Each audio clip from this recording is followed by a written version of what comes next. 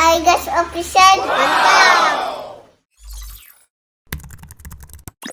Tonton terus Hi Guys Official, subscribe, like, share, and comment.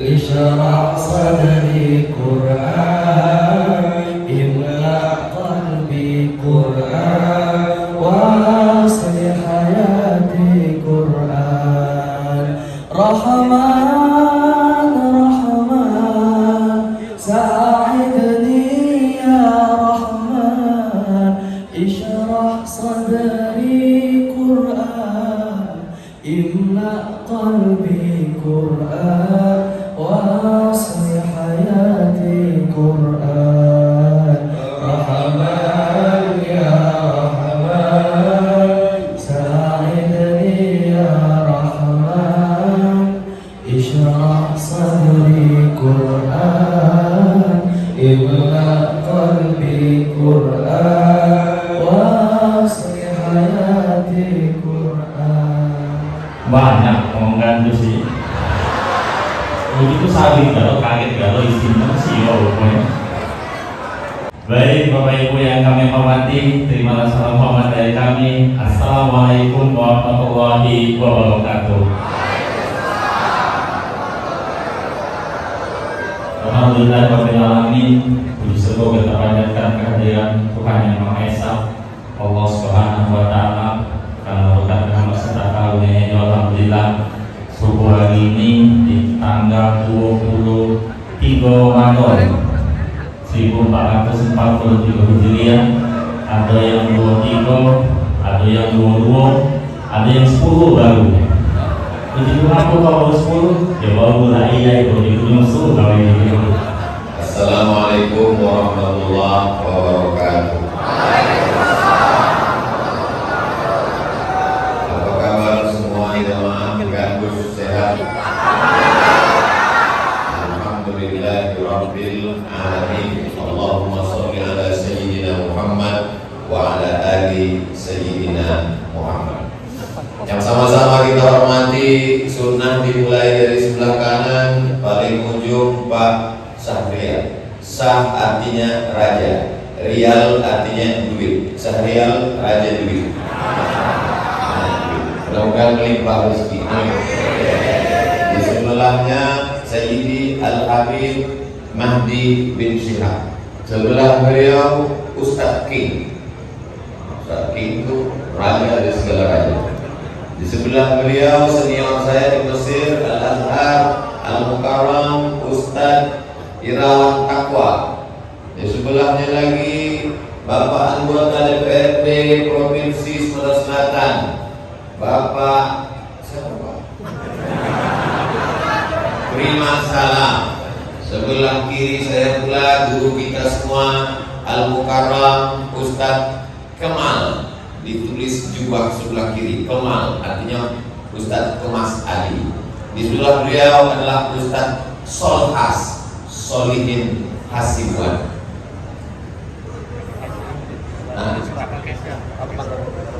Pak Karo Kesra. Di sebelah Pak Karo Kesra Ustadz Doni, di sebelah Ustadz Doni anak Ustadz Solhas, pemimpin masa depan. Amin. Jadi yang saya sebutkan di depan ini aja, sebab kalau sebutkan semua sampai zuhur tak selesai. Hadirin hadirat, muslimin muslimat, mukminin mukminat yang belum kawin dan belum sunat, semuanya dimuliakan Allah Subhanahu wa taala. Bana masjidan, siapa yang membangun masjid, banallah mislahu baitan fil jannah, dibangun Allah untuknya satu tempat di dalam surga. Aceh, Sumatera Utara turun ke bawah Pekanbaru, Riau. Ada seorang sultan namanya Sultan Abdul Jalil dari kerajaan Malaysia Sri Indrapura. Di tepi sungai Siak dia bangun sebuah istana. Lalu kemudian Sultan Abdul Jalil pada tahun 1762 membangun masjid di tepi sungai. Tak selesai masjid itu dia meninggal, dilanjutkan anaknya namanya Sultan Muhammad Ali bin Abdul Jalil. Masjidnya sampai hari ini tegak berdiri, makam sultan di samping. Inilah yang paling membahagiakan. Menjadi sultan dan raja-raja pernah dititipkan Allah kekuasaan, disempatkannya membangun masjid. Makanya subuh ini kalau ditanya berapi-api itu sudah ceramah subuh ini ada 3 alasan. Yang pertama baru selesai sahur. Yang kedua karena ada pejabat-pejabat yang masih aktif. Jadi tapi kalau di masjid itu sudah tak ada yang aktif tak begini. Sama sekali masjid kita adalah bagaimana berapi-api kita ceramah. Mari bangun masjid. Selesai ceramah karena Ustaz apa yang bisa kami lakukan? Bapak sekarang masih aktif. Datang percaya sih dulu Pak. Menunggu malaikat maut datang. Bisa bangun masjid, bangun sholat, bangun surau, bangun langgar. Itulah yang akan menolong di hadapan Allah Subhanahu wa Ta'ala. Anak, istri, menantu, cucu, ketika kita masuk ke yang lahat, semuanya pulang ke rumah. Menangis mereka malam hari kedua, ketiga. Mulai hari keempat mereka membuka laci mana STNK dan BPK. Habis itu surat mobil dibawanya ke kantor Samsat. Balik nama kita pun tak mau dipakai di sana. Kenapa? Karena Pak Polisi tak mau menangkap almarhum. Surat-surat tanah dibawa ke akte notaris, balik ke BPN, Badan Pertanahan Nasional. Hilang nama kita, tapi ada nama yang kekal abadi sampai hari kiamat. Nama mana? Nama Masjid Haja Sophia. Beruntungnya masjid ini, beruntung ibu ini. Mudah-mudahan ibu-ibu yang hadir di semua bisa mengikut. Anak-anak ibu akan membangunkan masjid, insya Allah. Ada masjid Khadijah, ada masjid Sophia, ada masjid Aisyah, ada masjid Ngatiem, ada masjid sesuai dengan namanya masing-masing. Sesuai dengan masjid Butet, masjid Upi, macam-macam untuk mengenang ibunya. Masjid Ummi, ini semua. Ustaz Somad, saya sedang membangun masjid, namanya Masjid Hajjah Rohana, nama emak saya. Anak bisa mengaji, tidak berfokus. Ada orang berkipas, apa isi ceramah Ustaz Somad itu tadi? Aku tak tenang, panas sekali belasan. Apa kata dia? Tapi Masya Allah, tabarakallah. Mudah-mudahan 2000 sesuai dengan kata Najib tadi. 2023 belum berakhir, 100% masjid Haja Sofiani berakhir insyaallah. Amin. Jamaah yang dimuliakan Allah Subhanahu wa Ta'ala, saya mati lampu tak risau karena suara saya masih keluar. Lalu kemudian setelah masjid ini Pak Ustadz dibangun begini, programnya bagaimana? Yang pertama yang paling penting adalah mengangkat imam. Maka pilihlah imam, syukur-syukur dapat imam yang hafal Quran. Amin. Berapa banyak putra-putri orang-orang Palembang, Sumatera Selatan yang hafiz Quran. Maka adakan tes. Kebetulan ada ulama besar dari Sumatera Selatan, Habib Profesor Dr. Kiai Haji Al-Hafiz Sayyid Aqil Al-Munawwar.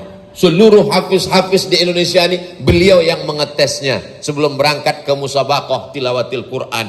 Seluruh imam-imam di briefing, diberikan pembekalan di Masjid Agung Kota Palembang. Maka mintakan kepada beliau, tolong kasih imam yang terbaik. Sementara imam yang terbaik itu datang, itulah maju imam cadangan tadi.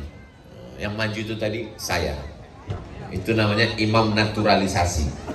Lalu kemudian, kenapa pentingnya imam? Karena kalau imamnya menari, suaranya nyaring, makharijul hurufnya mantap, makmum di belakang tak terasa panjang ayat yang dibaca imam. Tapi kalau sudah imam lebih banyak batuknya daripada ayat. Bismillahirrahmanirrahim. Dia yang membaca ayat, kita pula yang ragu di belakang. ini selesai apa tidak sholat nih? Maka imam amat sangat baik. Nah, maka dipilihkan imam yang hafal Quran, bisa pula ceramah sikit-sikit, bagus. Supaya apa? Ada pengajian ibu-ibu sore, anak-anak malam mengaji dari maghrib ke isya. Lalu kemudian anak-anak menyetor hafalan. Jadi kami ketika di Mesir habis sholat asar, itu imam bersandar ke tiang, ada satu tiang, imam duduk aja habis asar. Anak-anak pun menyetor hafalan, ramai menyetor hafalan. Itu menjadi sebuah tradisi. Jadi tahfiz Quran tidak mesti pondok pesantren.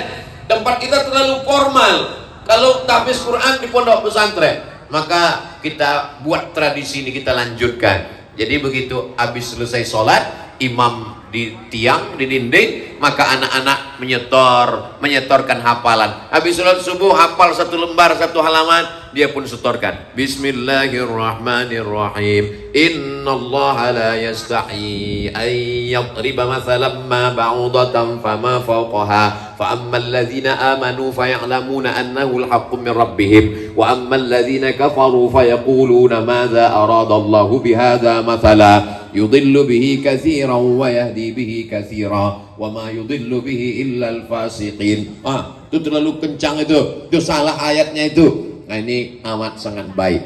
Setelah imamnya ada, jangan lupa menyusun khatib 1 tahun. Ini penting. Jadi sudah ada kalendernya. Kalender tahun 2024 nanti dari mulai bulan Januari sampai Desember masyarakat sudah tahu. Jadi orang tidak hanya di rumahnya ada kalender. Ini kalender apa nih? Ini kalender Masjid Hajjah Sophia. Apa isinya? Isinya adalah Jumat pertama Januari. Khotibnya ini, judulnya ini. Judulnya sentuh semua. Masalah Islam dan narkoba, Islam dengan ketertiban, Islam dan kebersihan, Islam dan kesehatan, Islam dan kecerdasan. Maka selama kalau 1 bulan 4 kali, maka paling tidak dalam 1 tahun ada 52 kali sholat Jumat paling tidak. Masyarakat sudah tahu, sudah mengerti. Sekarang banyak juga kita tengok kalender-kalender di rumah bertinggalan, tapi tak ada efeknya sama sekali. Andai kalender itu sudah berlalu, terlewat 2023, maka orang tetap bisa mengambil inspirasi. Ini dari mana nih? Ini masjid di mana? Di Gandus, Sumatera Selatan, Palembang. Apa isinya? Judul-judul khutbah. Kami bawalah ke kampung kami bawa ke negeri kami. Maka judulnya menjadi inspirasi. Saya beberapa daerah saya tengok banyak juga kalender-kalender, tapi isinya coblos nomor. Itu bagus juga. Yang ini tadi ditambahkan. Cuman ada nilai plusnya, ada nilai dakwahnya, sehingga orang tahu khutbahnya ini, judulnya ini menarik. 1 tahun. Lalu kemudian pengajian rutin. Mana pengajian rutin? Jangan orang menganggap masjid ini hanya subuh, zuhur, asar, maghrib, isya, selesai. Hari Senin malam Selasa akidah. Yang dibahas sifat wujud, tidak baqa, mukhalafatu lil hawadisi, qiyamuhu bi nafsihi, wahdaniyah, qudrat, iradat. Akidah kita adalah Ahlus Sunnah wal Jamaah yang disusun oleh Imam Abul Hasan Al-Asy'ari untuk menolak sekuler, liberal, komunis, ateis, agnostik. Zaman dulu anak-anak bisa dilarang. Jangan kau baca buku Karl Marx karena itu komunis. Jangan kau baca buku sekuler. Jangan kau baca buku liberal karena dia tak mengenal agama. Tapi zaman sekarang tak bisa. Kalau zaman dulu jangan ikuti pengajian, itu sesat. Zaman sekarang mereka sudah membuat kajian-kajian yang ada di channel YouTube masing-masing. Seenaknya saja mereka mengatakan Tuhan pernah ada, tapi sekarang Tuhan sudah mati. Jadi katanya Tuhan dulu pernah ada, tapi sekarang Tuhan sudah mati. Itu dari mana? Dari Jerman. Siapa yang membawa pemikiran itu? Nietzsche. Nietzsche akhirnya mati, dan matinya dalam keadaan kena penyakit sifilis karena saking banyaknya berzina. Itulah yang digandrungi anak-anak muda sekarang, pemikiran Tuhan sudah mati. Tak tak bertuhan sama sekali. Ada pula orang mengatakan, saya bertuhan tapi tidak beragama. Karena Tuhan terlalu sempit kalau hanya diambil oleh satu agama. Ini namanya pemikiran agnostik.